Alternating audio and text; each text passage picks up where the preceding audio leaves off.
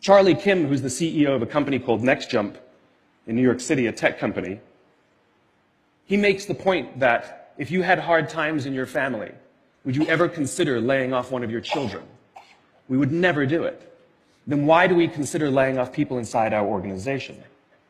Charlie implemented a policy of lifetime employment. If you get a job at NextJump, you cannot get fired for performance issues. In fact, if you have issues, they will coach you and they will give you support, just like we would with one of our children who happens to come home with a C from school. It's the complete opposite. This is the reason so many people have such a visceral hatred, sort of anger at some of these banking CEOs with their disproportionate salaries and bonus structures. It's not the numbers. It's that they have violated the very definition of leadership. They have violated this deep-seated social contract. We know that they allowed their people to be sacrificed so they could protect their own interests. Or worse, they sacrificed their people to protect their own interests. This is what so offends us, not the numbers. Would anybody be offended if we gave a $150 million bonus to Gandhi? How about a $250 million bonus to Mother Teresa? Do we have an issue with that? None at all. None at all. Great leaders would never sacrifice the people to save the numbers. They would sooner sacrifice the numbers to save the people. Bob Chapman, who runs a large manufacturing company in the Midwest called Barry Waymiller, in 2008, was hit very hard by the recession, and they lost 30% of their orders overnight. Now, in a large manufacturing company, this is a big deal, and they could no longer afford their labor pool.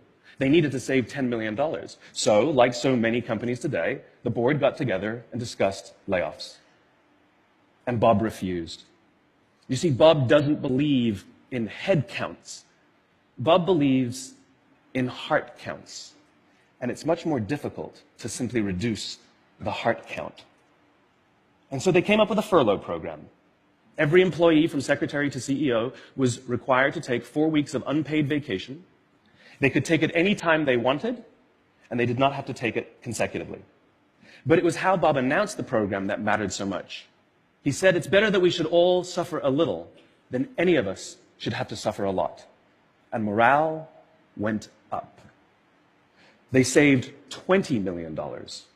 And most importantly, as would be expected, when the people feel safe and protected by the leadership in the organization, the natural reaction is to trust and cooperate. And quite spontaneously, nobody expected, people started trading with each other. Those who could afford it more would trade with those who could afford it less. People would take 5 weeks so that somebody else only had to take 3. Leadership is a choice. It is not a rank. I know many people at the senior-most levels of organizations who are absolutely not leaders. They are authorities. And we do what they say because they have authority over us, but we would not follow them. And I know many people who are at the bottoms of organizations who have no authority, and they are absolutely leaders.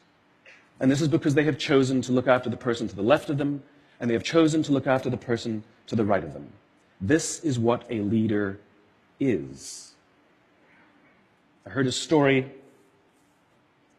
of some Marines who were out in theater, and as is the Marine custom, the officer ate last, and he let his men eat first. And when they were done, there was no food left for him. And when they went back out in the field, his men brought him some of their food so that he may eat. Because that's what happens. We call them leaders because they go first. We call them leaders because they take the risk before anybody else does. We call them leaders because they will choose to sacrifice so that their people may be safe and protected, and so their people may gain. And when we do, the natural response is that our people will sacrifice for us. They will give us their blood and sweat and tears to see that their leader's vision comes to life. And when we ask them, why would you do that? Why would you give your blood and sweat and tears for that person? They all say the same thing. Because they would have done it for me. And isn't that the organization we would all like to work in? Thank you very much. Thank you.